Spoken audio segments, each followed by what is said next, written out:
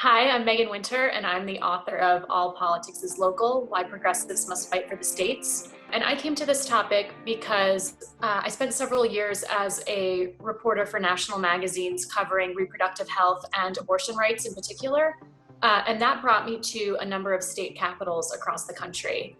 And I'd always thought that I was someone who was fairly politically aware. You know, I read the national news every day, I listen to my local radio station.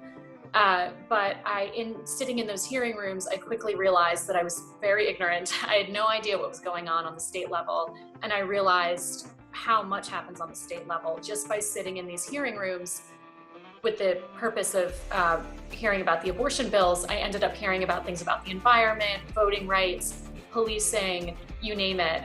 Those issues were being discussed. And I wanted to learn about that more, and I also wanted to raise more awareness about everything that's happening.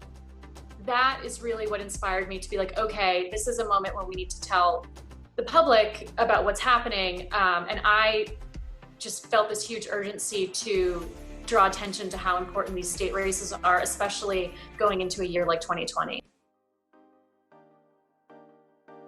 So for many years, Democrats and progressive groups, liberal groups, whatever term you want to identify them as, they really were like, okay, let's go for the presidency, let's go for Congress. But at the same time, they really failed, and this is on multiple levels, whether it's the interest groups, whether it's the Democratic Party, what have you, they really failed to empower local people to work on the state level day in and day out, which is really what Republicans, conservatives, libertarians have done.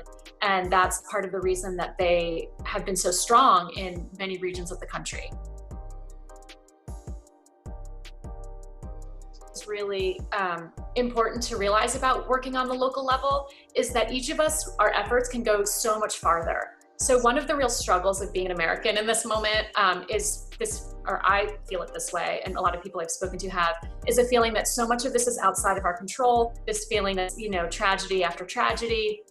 But working on the local level is a way that even if you have just a few hours or, a couple hours a week or just $20 or whatever it is, that goes so much farther because the people who are working on the local level, let's say it's a local candidate for a state Senate seat, a Florida Senate seat, for example.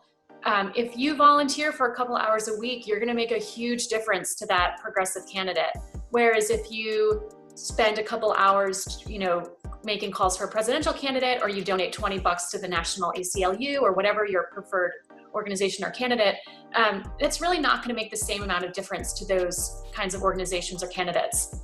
On this local level, we have these shoestring organizations that are working, that are really building community and really running these pivotal races. So that's a real way you can make a difference.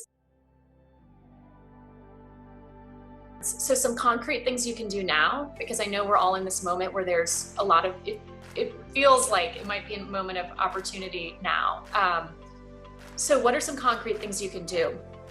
You can volunteer for a state Senate or House race in November. Again, as I mentioned, it's a really pivotal year to take back control in some of these assemblies. So you can look up and see who's running for in your district. You can see what volunteer opportunities are available. You can just educate yourself and see what you think about the people on the ballot, and then tell your friends. Like these really simple things that are a really big deal.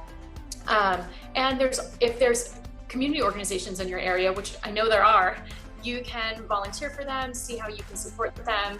I know we're all in this moment where we're trying to figure out what we can do to be more anti-racist, to make sure that our laws are more equitable.